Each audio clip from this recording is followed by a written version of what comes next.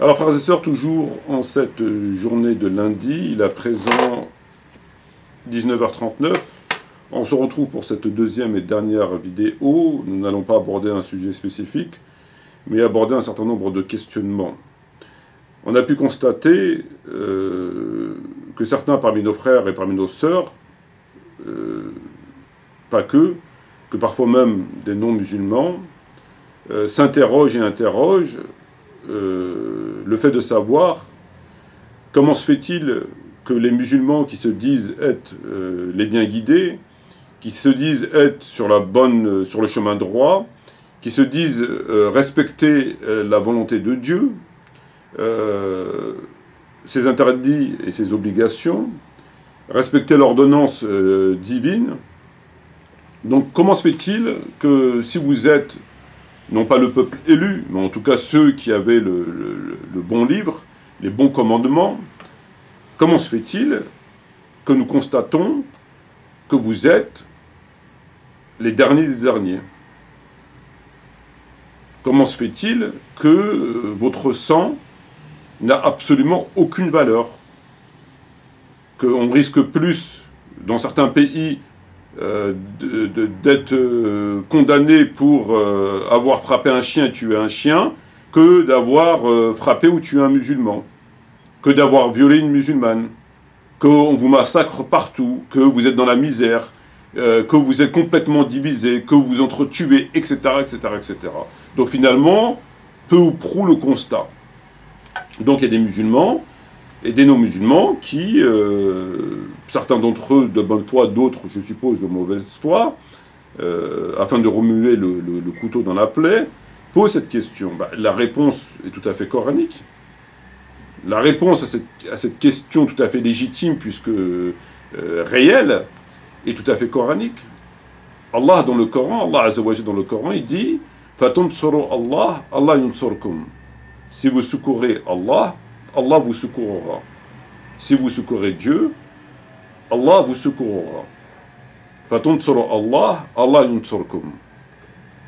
Alors nous savons tous très bien que Allah se suffit à lui-même, qu'il est le Tout-Puissant, qu'il a besoin de personne, qu'il est le créateur de toutes choses, et que s'il y a quelqu'un qui a besoin de quelque chose, d'une aide, d'une assistance, ou que sais-je, c'est bien ces créatures, à commencer par nous.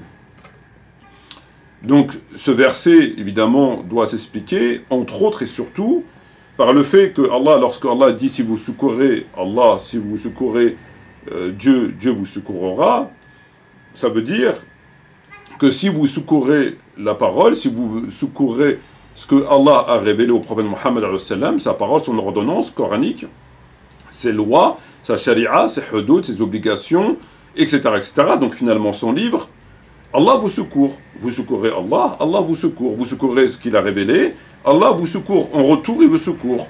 Voilà le résultat, voilà la récompense de ce que vous faites. Et comme nous constatons que la quasi-intégralité des musulmans ne se soucie même pas de cette question, de savoir que les lois d'Allah sont piétinées tous les jours, que le code pénal, civil, commercial, etc., sont mis aux oubliettes et depuis fort longtemps, que les musulmans aujourd'hui secourent tout, sauf la parole de Dieu. Certains secourent leurs femmes, d'autres leurs voitures, d'autres leur maison, d'autres leur travail, d'autres leur drapeau, d'autres que sais-je. Donc chacun se bat pour ses intérêts, pour essayer de gagner son pain, c'est légitime, et sa vie, etc., etc.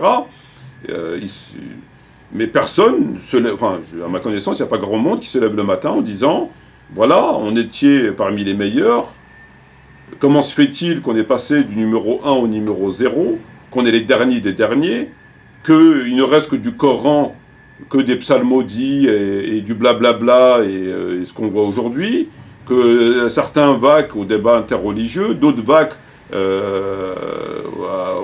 enfin, chacun vaque à son délire, et personne ne semble concerné par cette ordonnance, quoi, le fait de secourir la parole de Dieu, le fait que le livre de Dieu a été révélé pour être appliqué.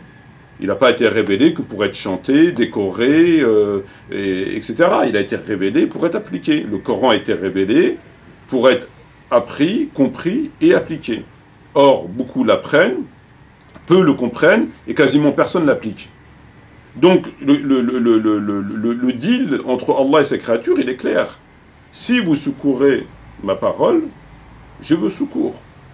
A contrario, si vous ne secourez pas ma parole, comme vous le faites aujourd'hui, je ne vous secourrai pas. Non seulement vous ne serez pas secouru par moi-même, mais en plus vous allez subir les conséquences de la non-application de ma parole. Comme les kuffars subissent, en quelque sorte, aussi la conséquence de la non-application du Coran. On voit bien leur société comme en cas sont tous les viols, la pédophilie, les crimes, l'adultère, le zina, l'alcool, les meurtres, les suicides, les vols, etc., etc. Donc c'est une société qui est complètement... elle est chaos, quoi. Je veux dire, les chiffres parlent d'eux-mêmes. Et les musulmans, aujourd'hui, se sont intégrés dans cette société parce que, ben, évidemment, comme les Juifs avec Moïse, alayhi salam, quand il les a fait sortir d'Israël, d'Égypte, quand ils a fait sortir d'Égypte, et on voit dans Surat al-Baqarah, qu'est-ce qu'ils disent à Moussa, alayhi salam, ils lui disent, oui, dis à ton Seigneur de nous donner ce que donne la terre, l'adès, etc., de la nourriture. Et Allah leur dit, mais est-ce que vous allez laisser ce qu'il y a de mieux pour, en quelque sorte, de la nourriture? Retournez en Égypte, leur dit-il, vous allez trouver ce que vous voulez. Donc, il les ramène vers Allah, il les fait sortir de l'humiliation dans laquelle ils vivaient avec Pharaon, et eux, finalement, une fois qu'ils sont sortis, ils demandent à Moïse, il dit, oui, dis à ton Seigneur de nous donner à bouffer, mieux, enfin, davantage, etc. Bon. Donc, Moïse, en colère, alayhi salam, leur dit, mais retournez en Égypte. Il dit, en Égypte, vous allez trouver de la bouffe. Il y a ce qu'il faut là-bas. Il y a des kebabs, il y a des tacos. Vous allez vous en mettre plein la poche. Pense. Voilà. En quelque sorte, c'est ça. On doit avoir le langage actuel. Et les musulmans aujourd'hui, par rapport à la France, ben, compte tenu qu'ils ont un certain confort, etc., machin, Carrefour, etc., ils ont fait exactement la même chose. Ils ont fait exactement la même chose. Ils ont abandonné le livre de Dieu pour ne garder ce qu'on leur a autorisé à garder, la prière, le pèlerinage, le ramadan, et puis avec toutes ces contradictions, etc. Et puis ils ont mis de côté tout le reste. Les hudud, la sharia, le tawhid, le zakat, ordonner le bien, interdire le blâmable, le bay'a, etc., etc. Tout ça, ils l'ont mis de côté. Pourtant, c'est écrit dans le Coran. Il y a des versets qui... voilà.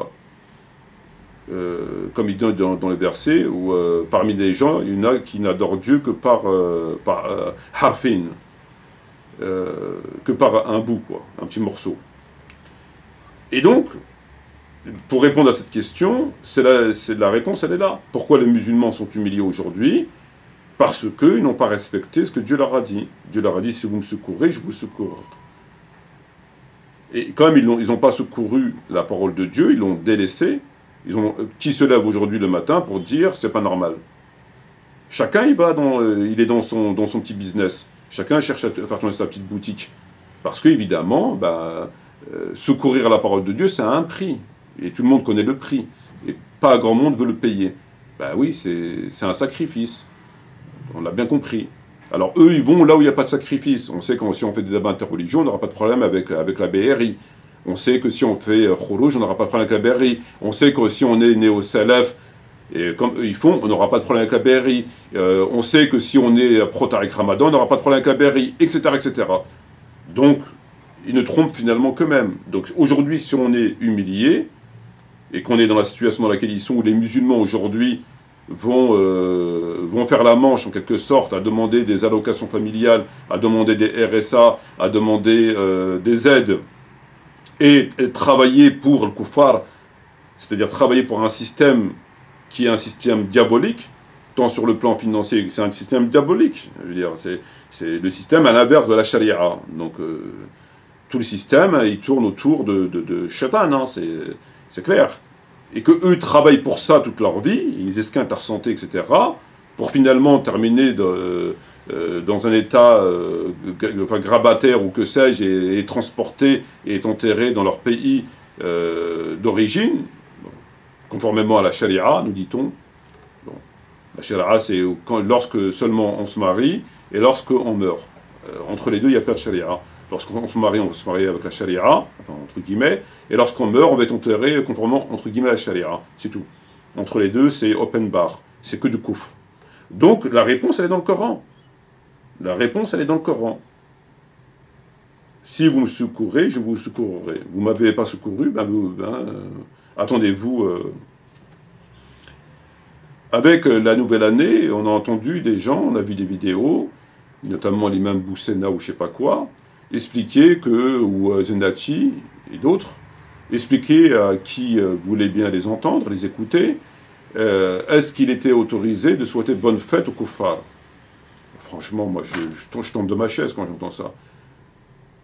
Je tombe de ma chaise. Enfin, il faut arrêter. Enfin, assumez un petit peu votre mécréance et votre fourberie. Ça suffit. C'est une obligation de souhaiter bonne fête aux kuffars. Quand on a quand on a fait le choix de l'intégration, de la laïcité, et que vous êtes nourri, hébergé, lavé, soigné, enfanté, aidé par les kuffars, comment pouvez-vous comment peut-on encore se poser la question, est-ce qu'on doit leur souhaiter bonne fête? Mais c'est une obligation de leur souhaiter bonne fête. Leur souhaiter bonne fête, c'est une obligation. La question, elle ne se pose pas. Mais évidemment qu'il faut leur souhaiter bonne fête. Vous avez fait ce choix. Comment tu grattes l'APL, tu grattes les allocs, etc., etc., et tu me dis, il faut que je leur souhaite bonne fête, c'est haram. Mais c'est pas sérieux. C'est une obligation de leur souhaiter bonne fête, bien sûr. Et laissez tranquille Ibn Qayyim Jawziyya et Ibn Taymiyyah et que sais-je, rahimahullah, laissez-les tranquilles. On nous dit que le prophète, alayhi salatu wassalam, il est mort à 103 ans. Omar, il serait mort à 103 ans. Abu Bakr, il serait mort à 103 ans. Et même Bukhari serait mort à 103 ans. Radiallahu anhum. Donc le prophète mort à 103 ans, Abu Bakr, on nous dit mort à 103 ans, Omar mort à 103 ans, et Bukhari, ça fait un petit peu beaucoup. Effectivement, c'est un peu difficile à croire que ça fait un petit peu beaucoup. On nous pose la question, est-ce qu'on peut critiquer les compagnons? Ce qui est interdit, c'est de les insulter. D'ailleurs, l'insulte est plus généralement interdite pour tout le monde. Insulter un musulman est un acte de perversité, qu'il soit compagnon ou pas compagnon. Ce qui est interdit, c'est de les insulter, pas de les critiquer. Les critiquer n'est pas interdit. D'ailleurs, si c'était interdit, donc Allah aurait violé son interdit. Puisque dans le Coran, Allah critique à plusieurs reprises les compagnons. Il y a des dizaines de versets qui critiquent les compagnons. Donc, si c'était interdit de critiquer les compagnons, Allah ne les aura pas critiqués dans le Coran. Entre autres, la sourate Tawbah, il y a plusieurs versets où il critique les compagnons. Et qui les rappelle à plusieurs reprises à l'ordre. Donc, ce qui est interdit, c'est de les insulter. Les critiquer de façon constructive pour mettre en évidence, tirer une morale ou mettre en évidence des vérités dans la proportionnalité. Bien sûr que c'est louable. Évidemment que c'est louable. Concernant Salat Tarawih, Salat Tarawih, à bien y réfléchir, c'est même pas une prière. C'est même pas une prière. Elle n'a même pas le statut d'une prière. À Salat, la prière, c'est quoi? La prière, c'est un acte de dévotion entre son serviteur, entre la créature et le créateur. C'est-à-dire, c'est le moment où tu te rapproches d'Allah pour l'adorer, pour demander pardon, pour te rapprocher et pour, le cas échéant, faire des invocations. C'est un moment, en quelque sorte, de communion. Donc c'est très personnel, la prière. La prière, c'était très personnel. C'est pour ça que dans le Coran, Allah parle beaucoup de la prière de la nuit. La prière de la nuit, elle ne se fait pas en commun. Il n'y a pas de prière de la nuit en commun. Elle se fait tout seul chez soi. C'est intime, la prière. La prière, c'est quelque chose d'intime.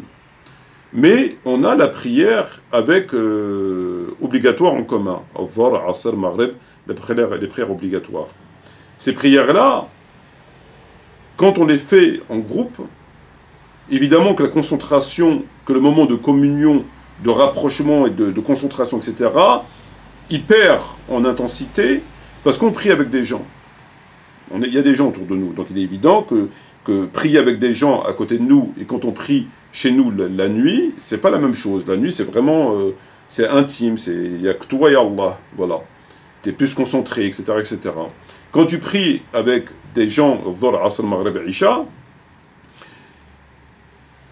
évidemment la concentration perd, le niveau d'intimité perd, etc. C'est normal.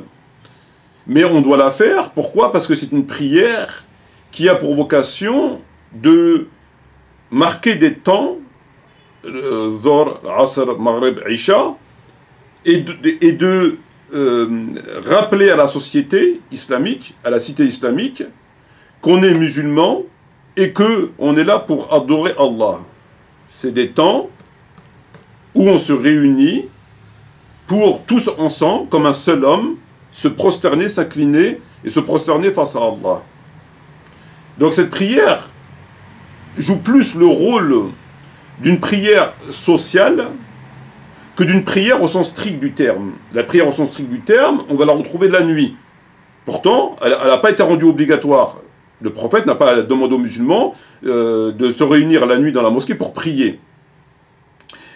Mais Allah demande dans le Coran de prier la nuit. Donc, elle est mentionnée à plusieurs reprises dans le Coran, mais elle n'est pas dans la sunna du prophète.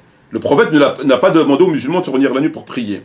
La dernière prière, c'est l'Aïcha. Il a demandé de la retarder, mais ce n'est pas une prière au sens strict du terme. On ne la fait pas à 3 heures du matin, etc. Donc, il y a deux choses dans la prière. Il y a la prière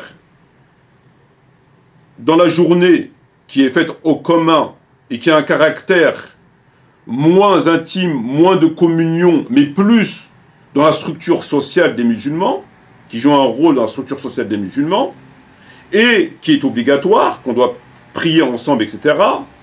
Et on a la prière qui n'a pas été rendue obligatoire au sens des autres prières obligatoires, qui est la prière de nuit, qui, elle, ne se fait pas en commun, et qui gagne donc en intimité et en communion, elle gagne en intimité et en communion, parce qu'elle se fait dans son coin, dans la nuit entre toi et Allah. Donc c'est là où tu peux être concentré, elle gagne en concentration, en intimité et en communion. Et pourtant, elle n'est pas obligatoire. Les deux prières, ce sont des prières au sens strict. Une joue un rôle social de la structure sociale avec les musulmans, pour marquer des temps dans l'espace temporel, etc. Mais qui perd, en quelque sorte, en communion, en concentration, en intimité, parce qu'on l'a fait avec des gens. Mais elle joue un rôle important, sur lequel elle cède sur un volet, mais elle gagne sur un autre volet. Alors que l'autre gagne sur le volet de l'intimité, de la communion et de l'intimité, et de la concentration, mais pas avec, en groupe. Donc là, on a les deux. On a celle qui joue un rôle le jour, celle qui joue un rôle la nuit. Voilà, donc l'un enrichit l'autre, ils s'enrichissent mutuellement. Très bien. La salat tarawih, elle est dans aucun des cas. La salat tarawih contredit la prière. Pourquoi? La salat tarawih, c'est la seule prière qui dure longtemps. C'est la seule prière qui dure... vous prenez toutes les prières du prophète Mohammed sallam. Salat Jumu'ah, elle ne dure pas longtemps. Salat al-Dhuhr, elle ne dure pas longtemps. Maghrib, Isha, l'Asr, elle ne dure pas longtemps. Même la prière de l'éclipse, par exemple, ou la prière de la pluie. Toutes ces prières, quand vous voyez, elles ont toutes un point commun, elles ne durent pas longtemps. Parce que une prière qui dure longtemps ne peut pas être une prière. Comment une prière peut durer longtemps? Comment des musulmans peuvent adorer Dieu, Allah, pendant 1, 2, 3, 4 heures, 5 heures, le temps contredit la prière. Là, on est plus dans un exercice sportif que dans la prière. C'est-à-dire que tu vas prier pendant 3 heures, 4 heures, 5 heures. Elle est où la concentration? Le sens de la prière elle-même n'existe pas. Parce que la prière, c'est d'adorer Allah, de demander à Allah, de te rapprocher d'Allah. Ça, tu peux le faire que la nuit, quand tu pries chez toi. Le jour, avec des frères, tu ne peux pas le faire. En ce sens-là, tu vas le faire la prière sociale. La prière qui structure la société. Mais si tu veux vraiment adorer Allah, etc., et demander à Allah, tu peux le faire que tout seul. Là, ils le font avec des gens dans une mosquée qui est pleine, et qui prient pendant 3, 4 heures et 5 heures. Comment une prière qui est effectuée dans un laps de temps qui est long, avec des gens elle ne comporte ni caractère social, de structure de la société, comme Dhuhr et l'Asr, ou le Maghreb et l'Isha, et ni le caractère intime de communion, de concentration, comme la prière de la nuit. Elle est ni là, ni là. Parce qu'elle a été inventée. C'est une prière qui a été inventée. Et une prière qui a été inventée vient d'un cerveau humain qui n'est ni divin ni prophétique. Alors, le prophète Mohammed savait ce qu'il faisait. Quand il a fait ses prières et qu'il leur a donné ce laps de temps de Dhuhr, il aurait pu faire durer une prière de Dhuhr pendant 10 heures si vous voulez, ou 5 heures, ou 2 heures, mais il ne l'a pas fait. Parce que le but de la prière qui dure longtemps en commun n'a pas de sens. Je veux dire, tu pries, à un moment donné, tu sais même plus où t'es. Tu penses à ta voiture, tu penses si tu as bien garé ta voiture, ton cerveau il n'est plus là. La concentration n'est pas conforme, la prière n'est pas conforme avec le sens de la concentration n'est pas dans la prière. C'est ça qu'il faut comprendre. Une prière qui dure longtemps en commun n'est pas une prière. Elle ne peut pas être une prière. Ou elle est en commun et elle dure peu de temps parce que son but étant autre chose que la prière de nuit. Dans ce cas-là, oui, et ça l'est pour les autres prières. Ou la prière peut durer longtemps, dans ce cas-là, elle peut se faire que tout seul, dans la mesure où tu peux le faire. Mais une prière qui est en commun, qui dure longtemps, ça n'existe pas dans la sunna. Ça n'existe pas, parce que cette prière, elle est dénuée du sens même de l'esprit de la prière. Tu pries longtemps avec des gens. Tu es concentré? Tu ne peux pas te concentrer. Ça rime à quoi? Tu t'inclines, tu te prosternes, tu t'inclines, tu te prosternes. C'est quoi ça? C'est un sport? C'est quoi? C'est les Jeux Olympiques? C'est quoi? Et justement, il n'y a aucune prière dans la sunna qui fait ça. Aucune prière ne dure longtemps en commun. Pourquoi? Parce que la nature même de la prière étant ou sociale de composer la société, de structurer la société, ou d'adoration stricte, mais elle se fait tout seul. Mais tu ne peux pas avoir une prière qui dure longtemps en commun et qui se veut être une prière. C'est plus une prière. Une prière qui dure longtemps en commun, c'est plus une prière. C'est plus une prière. Tu n'as ni concentration, ni communion, ni intimité, ni rien. Tu l'as plus, c'est pas possible. 3 heures en train de prier, comment? Ton cerveau il est où pendant 3 heures? Là, on est uniquement dans la forme. 2, 3, 6, 8, 15, c'est quoi ça? Et l'esprit de la prière, il est où? Il n'y en a pas. Il n'y en a pas. Il y a 2 esprits de prière. Il y a la prière qui structure la société, qui est la prière du jour, et la prière que Allah appuie énormément dans le Coran, qui est la prière de la nuit, où il y a beaucoup de versets. La prière de la nuit peut durer une partie de la nuit, à condition qu'elle se fasse seule, afin d'avoir une communion avec Allah, et la prière du jour, elle se fait en commun, pour des raisons autres que la communion, qui est une structure de la société. C'est tout. En dehors de ces cas-là, il n'y a pas de prière. Ou elle est là, ou elle est là. Et la prière de Tarawih, elle est ni là, ni là. Puisqu'elle se fait elle se fait le jour, donc avec l'esprit de structure, mais qui n'en est pas, et longtemps avec le rapport de la prière, de la communion, mais qui n'en est pas. Pourquoi? Parce qu'elle a été inventée. Elle a été inventée par Omar ibn Khattab, qui a cru bien faire, mais qui a contredit jusqu'à l'esprit. Au-delà de Fasalou fi buyutikum, au-delà de ça, il a contredit l'esprit même de la prière. Il ne peut pas y avoir de prière qui dure longtemps, qui est faite en commun et qui puisse s'appeler prière. Ça n'existe pas.